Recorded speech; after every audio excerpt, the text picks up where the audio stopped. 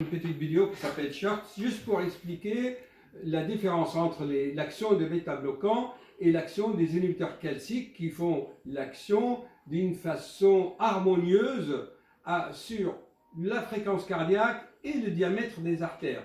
Les artères, ils ont un diamètre et dans les artères, il y a des petits muscles autour. Donc les artères, ils se contractent, ils changent de diamètre, ok? Ils changent de diamètre avec l'effort, la respiration, le stress, l'adrénaline qui les sert, ok? Voilà. Alors, les gens et les cardiologues en général, les médecins, c'est facile, c'est logique de donner des bêta-bloquants. Les bêta-bloquants, qu'est-ce qu'ils font? Ils n'agissent pas sur l'artère. Au contraire, ils diminuent leur diamètre. Mais ils vont abaisser la fréquence cardiaque. Donc, la fréquence cardiaque va baisser, et le débit dans les artères va baisser, d'où la tension va baisser. Donc il y a une action contradictoire avec les bêta-bloquants entre le diamètre des artères, on appelle ça la résistance artérielle, la poste charge, et les battements du cœur.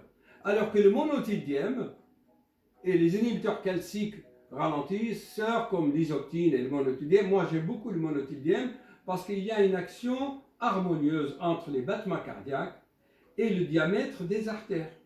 Le monothidième, un des inhibiteurs calciques, je n'ai pas d'action avec Big Pharma pour le monothidième, mais ça fait 50 ans qu'on l'utilise, il va ouvrir les artères, donc la tension va baisser, et en même temps, il va ralentir un peu le cœur. Donc il y a une action harmonieuse. Voilà. En plus, les bêta-bloquants vont resserrer aussi les bronches, donc on va capter moins d'oxygène. Moi, personnellement, je préfère les inhibiteurs calciques. Et en plus, la meilleure façon de faire ça, l'action harmonieuse entre les artères et la veine, c'est le sport. C'est l'exercice physique. Tu fais un quart d'heure le soir avant de dormir, tu dormiras mieux chez les malades et diabétiques. Mais chez les gens normaux, il faut faire 2 heures par jour, 2 fois par semaine. Il est où mon livre? Là. Tiens, voilà, on va faire un peu de pub.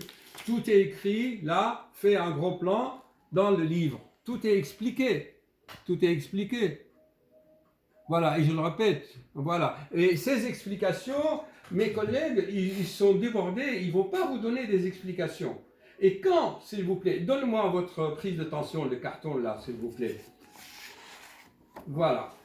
Ça, c'est important. Quand les patients viennent dans nos cabinets, les docteurs, voilà ma tension. Ils lisent, d'abord, ils lisent les chiffres, mais ils oublient la fréquence cardiaque. Voici un patient qui prend ses chiffres tensionnels, mais il oublie que le bêta-bloquant lui a mis le cœur ici à 43. Alors que sur la notice de bêta-bloquant, c'est écrit il faut l'arrêter si la fréquence cardiaque est moins de 55. C'est dangereux quand même. Voilà.